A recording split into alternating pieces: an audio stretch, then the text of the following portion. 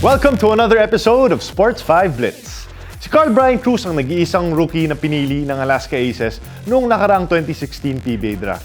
Kaya naman yung mga fans ng Alaska Aces very excited to see kung ano bang maibibigay ni Cruz sa kanilang paboritong kupunan.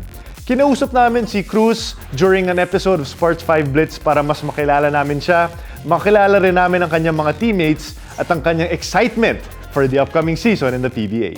Siyempre may lumabas na mga rumors nga na you would be drafted by Alaska. Pero sa punto na yan, walang sigurado hanggat talaga matawag yung pangalan mo. No? So I'm sure there was that kind of pressure also na parang, totoo ba to? Pipiliin talaga ako ng Alaska? Ayun nga kabado pa ako nung gabi. Talagang Alaska ba ako mapupunta? Hindi ako sure. So, ayun, pinag-pray ko na lang. Tapos that day, yun, tinawag na lang. So, surprise. Carl, known yung Alaska for having yung mga Ironman practices nila. Kasi pagdating ng season, makita naman talaga na yung pinaka-condition na athletes, Yun nga. part ng Alaska Aces, parang heading into your first practice with them. Parang malaking challenge ba yun sa'yo na alam mo na papagurin ka talaga ni Coach Alex Compton? Ako kasi wala akong idea nun bago ko madraft ng Alaska, akala ko relax lang yung practice nila. Pero nung nag-practice na ako, grabe talaga. Parang back to college ako. Pero masarap naman yung sayo nila. Quality. 2 hours to 3 hours, ganun. Pero quality. Talaga mag-i-improve yung player. What can you say about your teammates? Kamusta naman yung pagtanggap nila sa'yo? Grabe, yung first practice ko sa kanila, winelcome talaga nila ako. Kumbaga, family ang tingin nila sa akin. Lalo na nung after drafting, nag-dinner kami sa isang restaurant. Tapos, yun, winelcome nila ako, mga coach. Hinintay pa nga ako ni Coach Alex tsaka ni Coach Louie kasi na-late pa ako .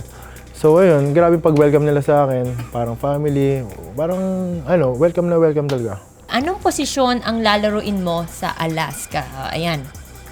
Sa akin, ngayon, ang pinapalaro sa akin ni Coach Alex is yung power forwards.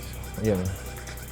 So, ang mga makakatapat mo sa power forward position sa kabilang team, sino ba yung most excited ka to face or most feared to face? Yung mga idol ko, syempre, sila Kuya Rani Del Ocampo. Tapos, pag sa San Miguel, siguro sila Kuya Arwin.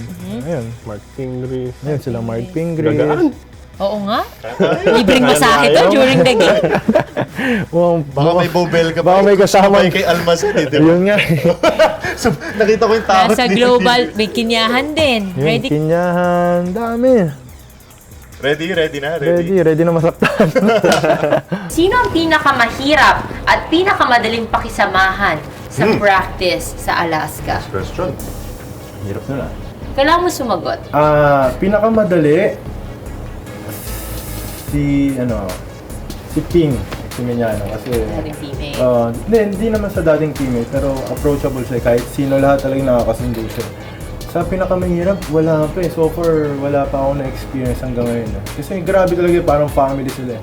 So, yun nga, pumasok lang ako doon. Remember na family na talaga ako. Nilagam nila ako ng maayos. Only here on Sports 5. Sports 5 Blitz exclusive. Apple David.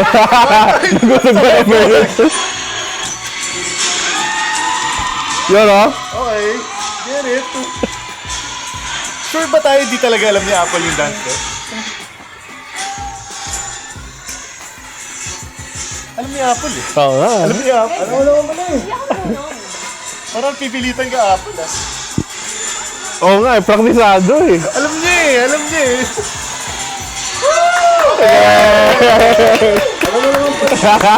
At yan po si Carl Brian Cruz ng Alaska Aces. For more episodes of Sports 5 Blitz, simply log on to Facebook and search us, Sports 5PH. At i-follow din kami on Twitter via the Sports 5PH page. And of course, if you want to read more articles and watch more videos, simply log on to the web at sports5.ph. Once again, we want to thank you for watching another episode of Sports 5 Blitz. We'll see you around.